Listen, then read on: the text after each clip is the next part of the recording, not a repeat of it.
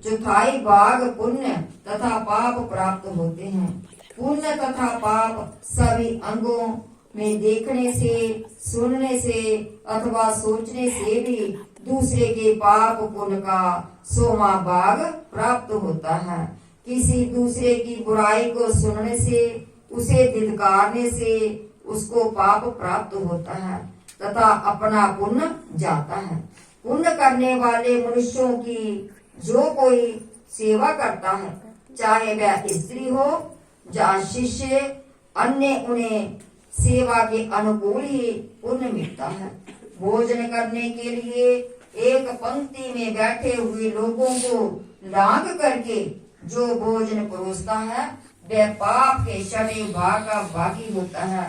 यदि कोई पुरुष स्नान करते समय अथवा संध्या काल में किसी का स्पर्श करे या किसी के साथ वार्ता करे तो अपने पुण्य के 6वें भाग में भागी बनाए।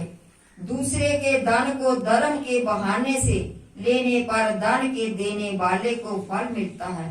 यदि चोरी से किसी पुरुष का धन लिया जाए तो पुण्य कर्म के कर्ता को पाप लगता है। जिसका वह धन होता है उसे फल मिलता है।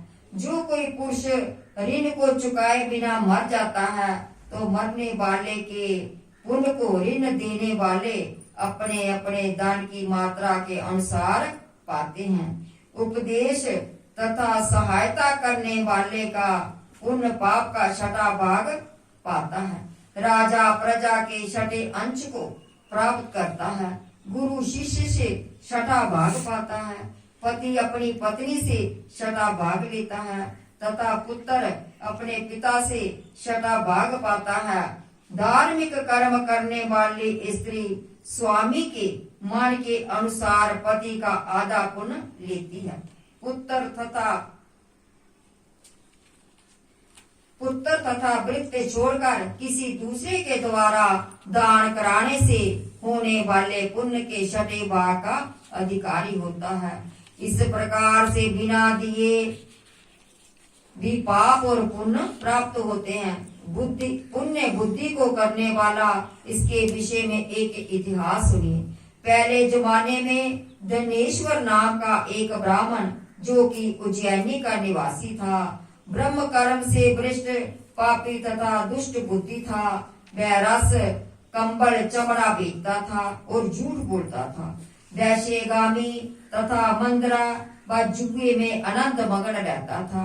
वस्तुओं के क्रय विक्रय के लिए देश देश में भ्रमण करता था। किसी समय माहिष्मती नाम की नगरी में पहुंचा। इसका माहिष्मती नाम इसलिए पड़ा क्योंकि इसे महिष ने बनवाया था। पापों की विनाशक वहां पर नर्मदा नदी विद्यमान है। वहां पर कार्तिक व्रत वाले बहुत से गांवों के निवासियों का आया देकर अपनी वस्तुएं बेचते हुए धनेश्वर ने 1 महीने रहा। जब धनेश्वर अपनी वस्तुओं को बेचने के लिए नर्मदा नदी के किनारे पर भ्रमण कर रहा था तो वहां पर देवताओं की पूजा करते हुए तथा जप करते हुए कुछ ब्राह्मणों को देखा। बड़े तमाशे की तरह धनेश्वर ने देखा कि कोई पुराण पढ़ रहे हैं तो कोई सुन रहे हैं, कोई नाच रहे हैं, कोई गीत गा रहे हैं, कुछ विष्णु भगवान की पूजा कर रहे हैं, कोई विष्णु भगवान की मुद्रा की शाप से चिन्हित हो रहे हैं। माला तथा तुलसी कुशों के कंठों में शोभायमान थी।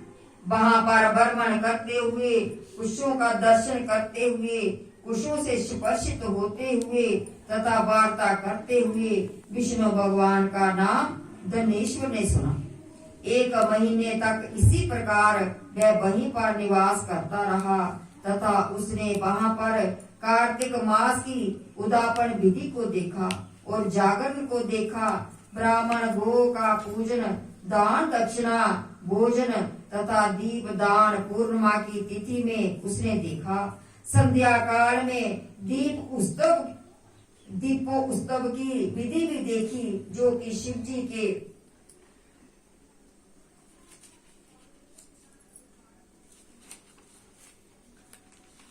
शिव जी के लिए किया गया था। महादेव जी ने पूर्णिमा के दिन त्रिपुर को भस्म किया था। इसलिए शिव जी के पुजारी दीपदान का उत्सव मनाते हैं। दीपदान इस मंत्र का उच्चारण करते हुए करना चाहिए। दिवाले में कीट पतंग मच्छर पेड़ जाल थल के रहने वाले प्राणी दीप को देकर जन्मधारी नहीं होते।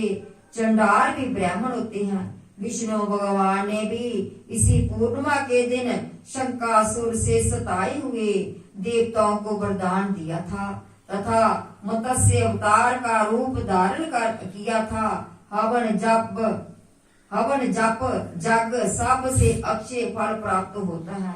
यदि पूर्णिमा को किए जाएं, उस पुरुष की सारी क्रियाएं जो कि पुण्य के लिए